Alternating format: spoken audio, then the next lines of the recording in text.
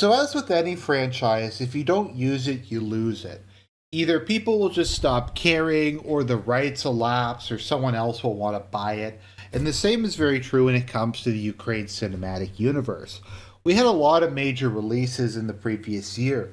We had Servant of the People starring Zelensky, we had Fall Offensive, we had Ghost of Kiev, we had Death in the Shape of an Azov Battalion. You had all kinds of movies in 2022, but so far there really hasn't been that much in 2023. You've had a couple concerts by the Wagner organization, but so far we haven't had any movies. And as such, the Ukraine Cinematic Universe has recently put out one movie and has promised to release another movie in the next month. The movie they put out, of course, was ICC, which is kind of like The Winter Soldier, but with more lawyers and less Captain America. Mainly because America does not acknowledge the ICC. So, what wound up happening is the International Criminal Court in The Hague issued an arrest warrant of Vladimir Putin and some other Russian official who no one knows the name of. Now, this was not over an illegal invasion of the Ukraine or anything kind of directly related to that. From my understanding, they deported a whole bunch of kids from the Donbass region into Russia proper. Now, what this actually was kind of depends on your perspective. Russia's claim is that they obtained permission from the parents and they understandably decided that maybe it wasn't a good idea to have a bunch of kids in an active war zone, especially now that Donbass is part of Russia, and we're going to move them to part of the country that's not getting shelled on a daily basis. So, Russia was sued for committing a war crime in kidnapping these children and moving them to other parts of Russia. It should also be noted that as the Donbass is considered part of Russia now, Russia wouldn't even consider this, if they acknowledged the International Criminal Court, to be taking children out of another country and shipping them to Russia. It's very much them taking part of children from one part of Russia and shipping them to another part of Russia. And I mean, being serious for a moment, it's probably true that some of the children are either orphans or they didn't expressly obtain the parents' permission, but does it make sense to take children out of an area that's like an active war zone and moving them to a part of the country that's not getting shelled on a daily basis? I mean, it did. If you've ever read any of the Narnia books, that was kind of the basis of them, was that the kids who lived in the urban areas were getting moved to the countryside that wasn't getting bombed, so that would be safe. So the idea is that they're going to sue Russia and arrest Putin over removing children from an active war zone, which is kind of an interesting idea. Part of what makes this interesting is the actual signatories to the International Criminal Court. So Russia is not a signatory to the International Criminal Court. Neither is China, nor India, nor Pakistan, nor Indonesia, nor Ethiopia, nor Turkey. So most of the world's largest countries do not acknowledge that the International Criminal Court even exists. They don't acknowledge their authority. Russia in particular does not acknowledge their authority. So you have a scenario where there's a court, also America doesn't, I can't believe I forgot to mention America. So you have an institution that a majority of the world's population's existence is not acknowledged, that issues an arrest warrant against somebody who doesn't even acknowledge the court's existence, and the ruling wouldn't even really be relevant because it didn't take place on foreign territory, it took place on Russian territory, according to the Russian Federation. So it doesn't even really make any sense. Also, Ukraine has an ambiguous relationship with the International Criminal Court. From my understanding, they accept some rulings and reject others. It's always hard to tell with international treaties because they're signing the treaty and ratifying the treaty. I think the difference is anyone can just sign the treaty, but ratifying it means you agree to abide by its conditions. So basically, the International Criminal Court is issuing an arrest warrant against a country that doesn't acknowledge its existence, against another country that sort of maybe kind of acknowledges its existence, but isn't a full member. And that was the first film they put out in the Ukrainian cinematic universe. And we got this amazing review by Biden who's like, look, The U.S. doesn't acknowledge the International Criminal Court exists. We've said in the past that if they arrest any American official, we will use a military force to release them.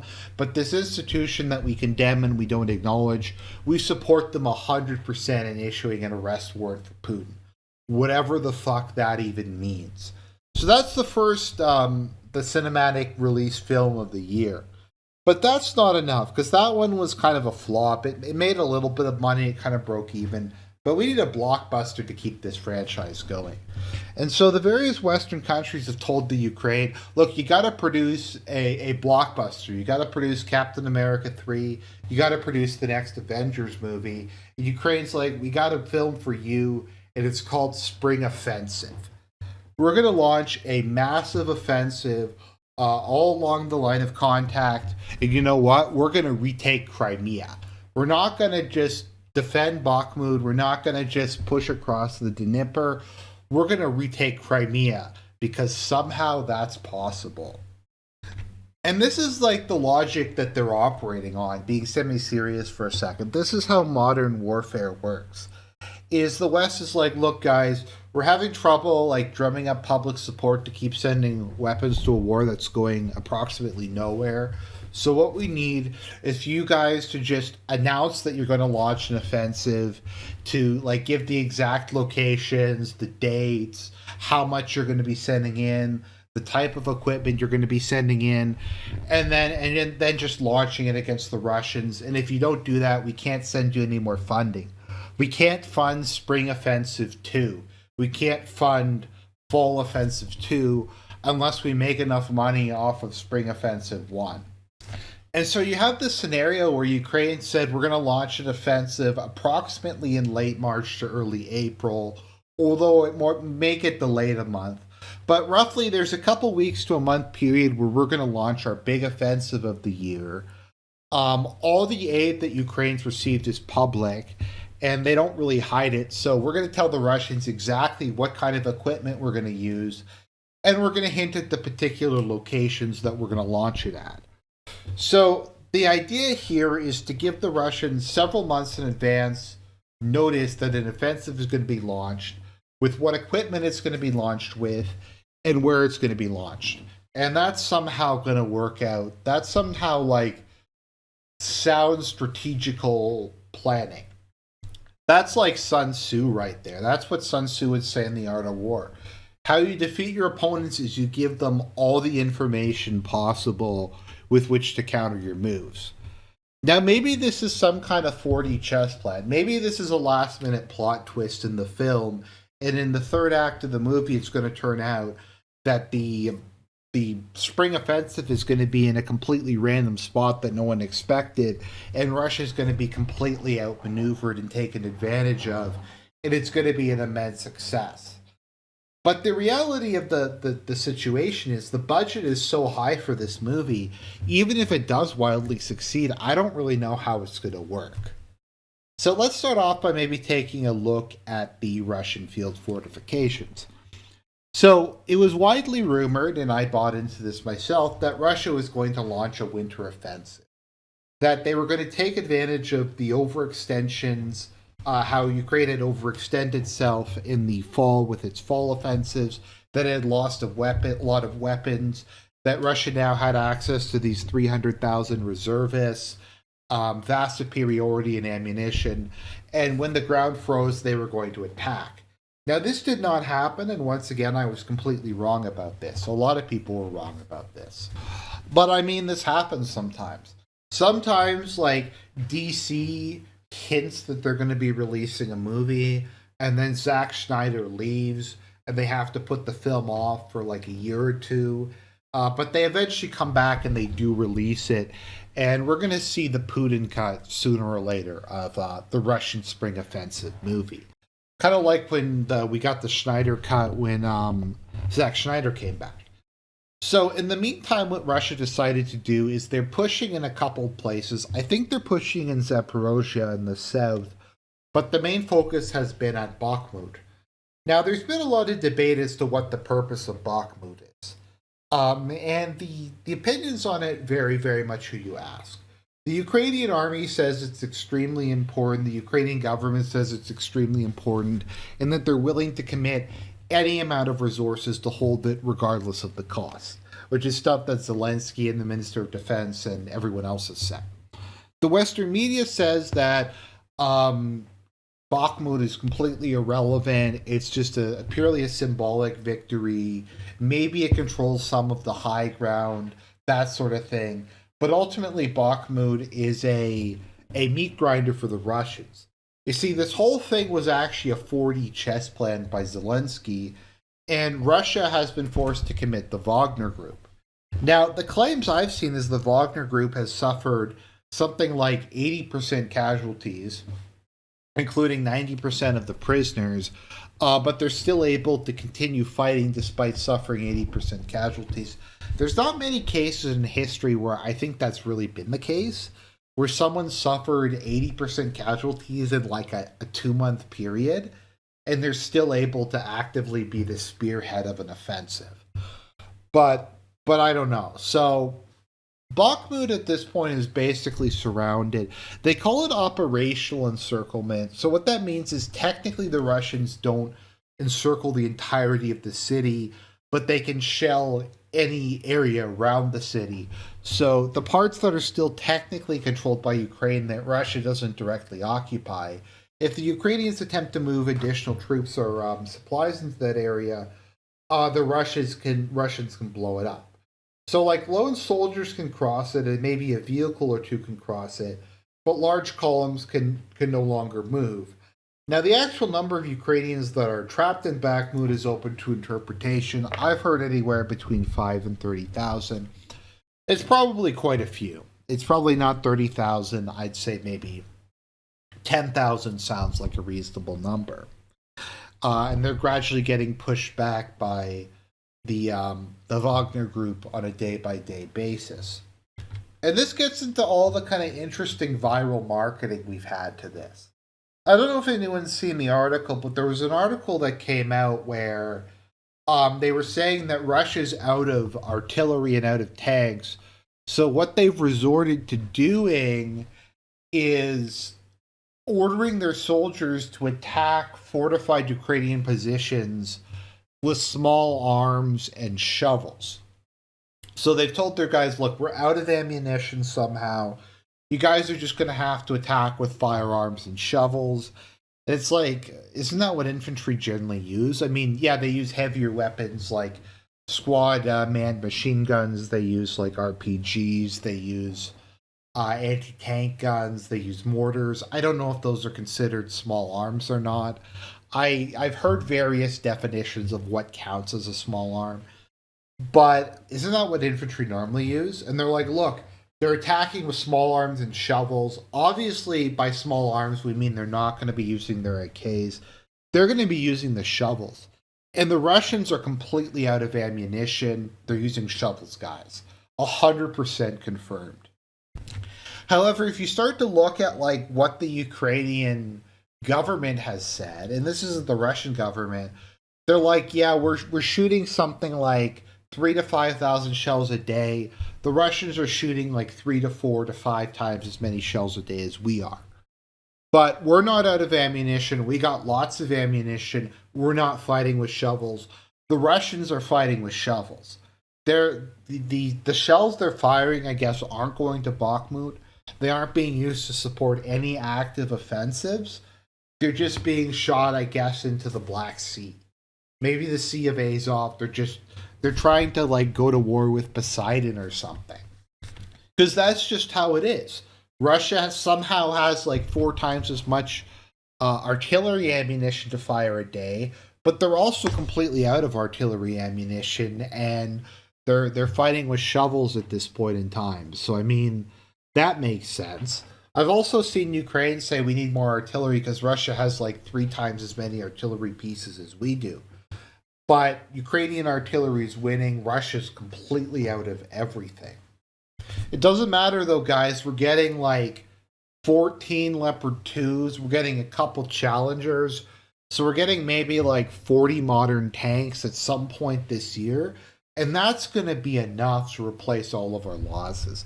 I don't know if anyone remembered last year the articles that said Ukraine actually has more tanks now than when it started the war because it captured so many during the fall offensive. Now, where those tanks actually went, who knows? We do know that Ukraine is out of tanks, but Russia is even more out of tanks. And Russian production numbers I don't really trust, but Russia's claiming, I think they claim something like they're going to build 1,600 new tanks and modernize something like 1,600 more. I think the total is going to be they're producing something, well, they claim like 3 times as many tanks, new or refurbished ones as what Ukraine currently has. Now, I don't know if what if that's the case or not, or like I've seen all kinds of different things with regards to shell production. I think Putin recently claimed they doubled the shell production. But the truth of the matter is Russia's still firing 3 to 4 times as many shells while mostly being on the defensive.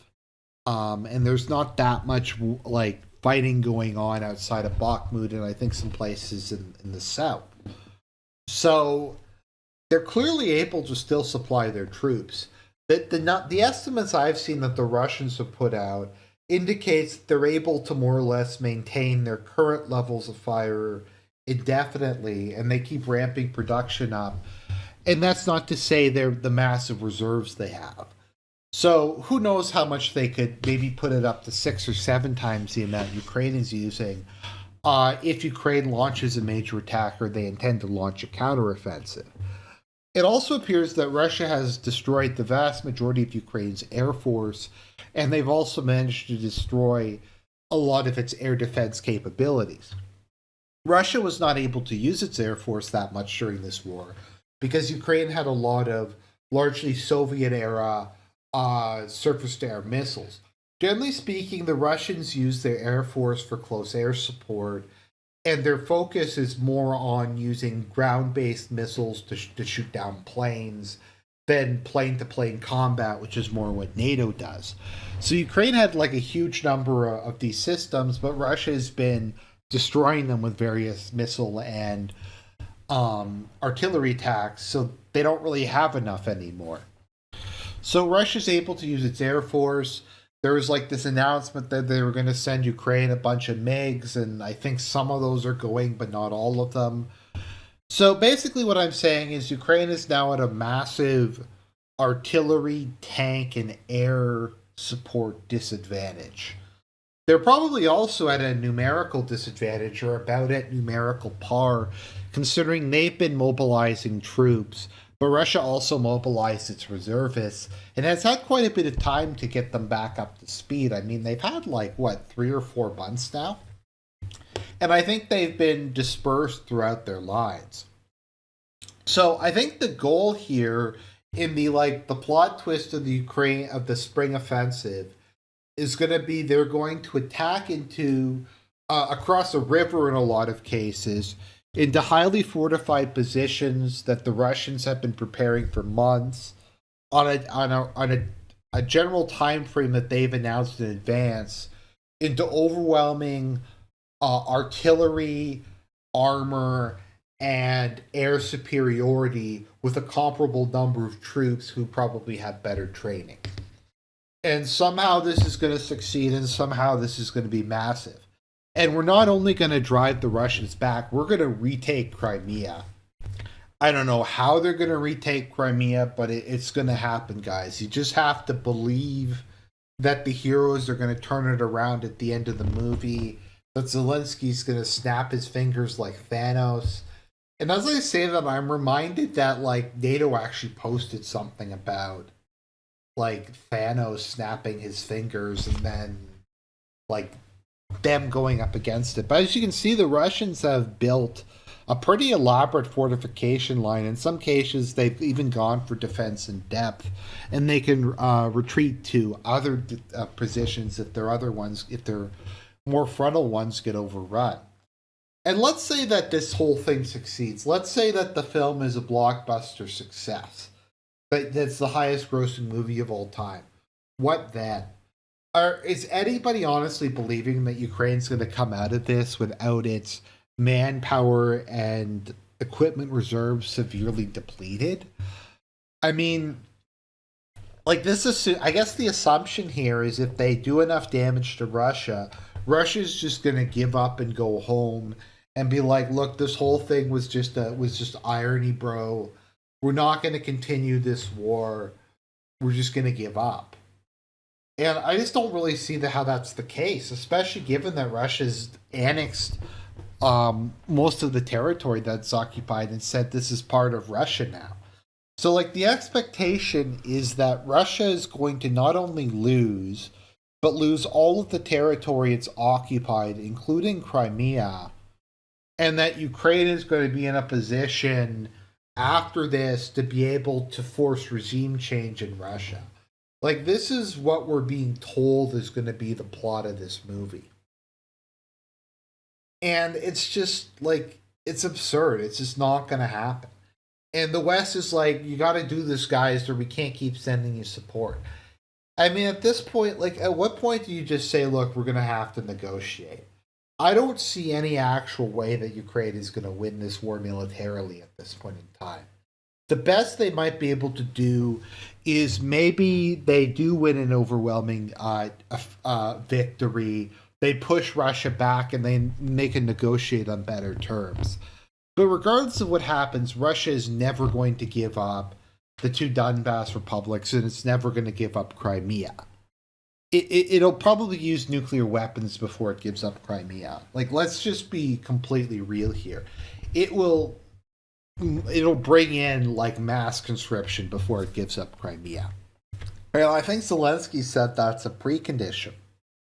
That Russia has to give up everything, including Crimea. And I think Putin has to, like, be regime-colored revolution if we're even going to have, like, negotiations. So those are the preconditions that Russia's not going to meet. And probably if Russia had a regime change, the regime change would not meet those conditions. And so it's just basically going to drag on. It's going to continue to go nowhere.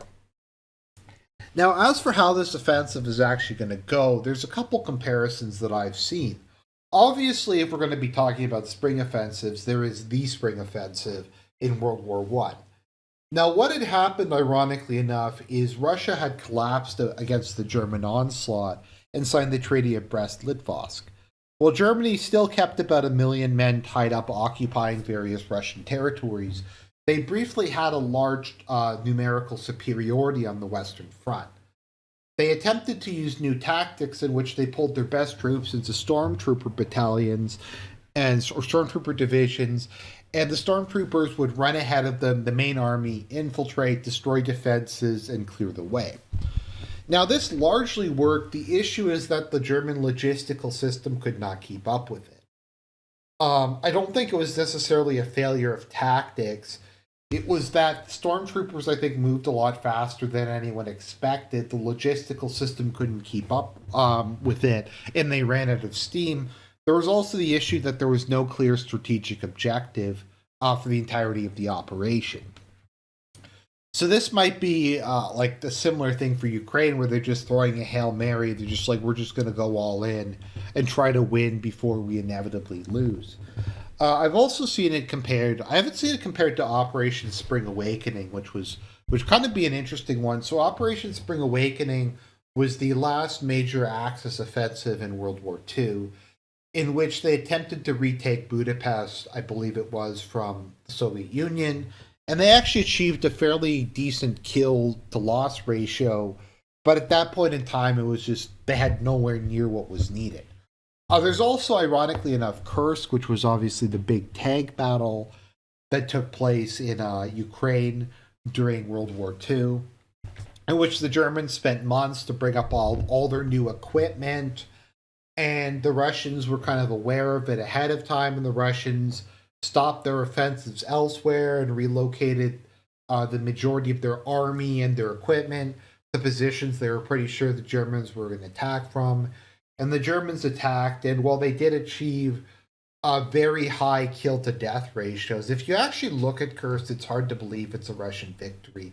It's something like 10, I forget if it's 5 or 10 to 1 in terms of the tank kill to loss ratio. But Germany lost all of its ability to launch strategic offensives, and basically the rest of the war was completely on Russia's terms after that whole thing failed.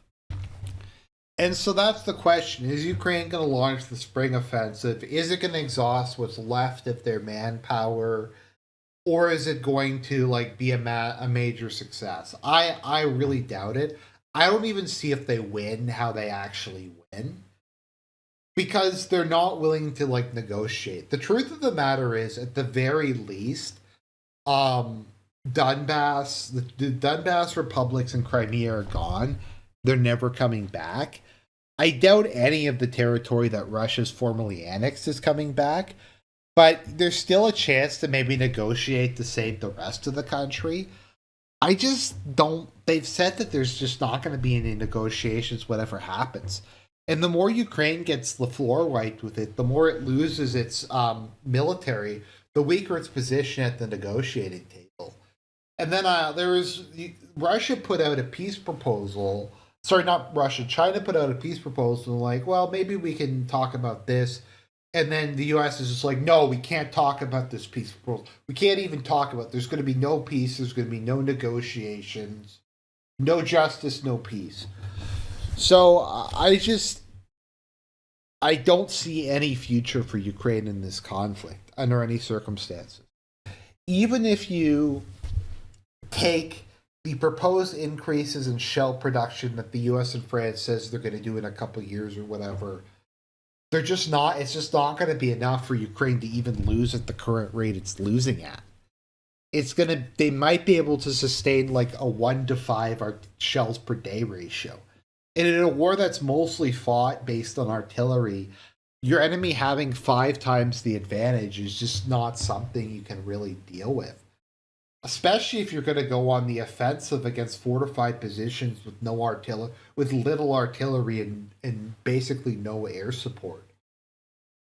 I guess maybe just kind of a final thing to round this video off is like the big own that like Western media has come out with is the Russians are bringing T-55s to the storage, saying them the front line guys. It's over.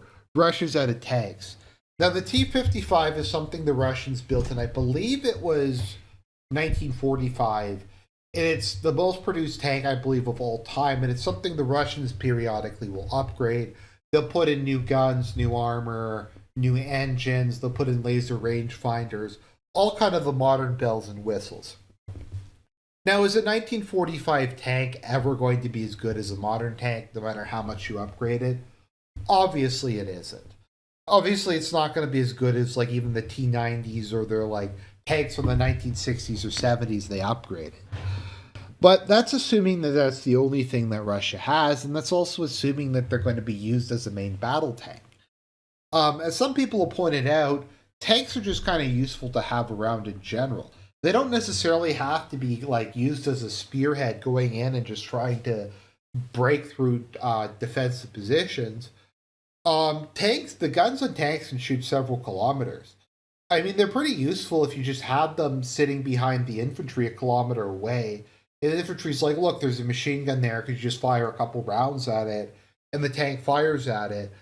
Or if they just need maybe there's some infantry holding a building or something and they don't have anti-tank weapons. Small arms fire are not going to hurt a tank, even one from 45. Even if you assume none of the armor has been upgraded. They're still useful for that. They're still also useful for defense. Because once again, their guns can probably, with the right ammunition, it can at the very least kill armored fighting vehicles. I mean, a World War II tank can kill an armored fighting vehicle. These have upgraded guns. So having a couple thousand extra mobile, large caliber guns that are immune to small arms fire at your defensive lines that can go to where they're needed isn't really that bad an idea. So, I mean, we can make fun of them and we can say it's stupid.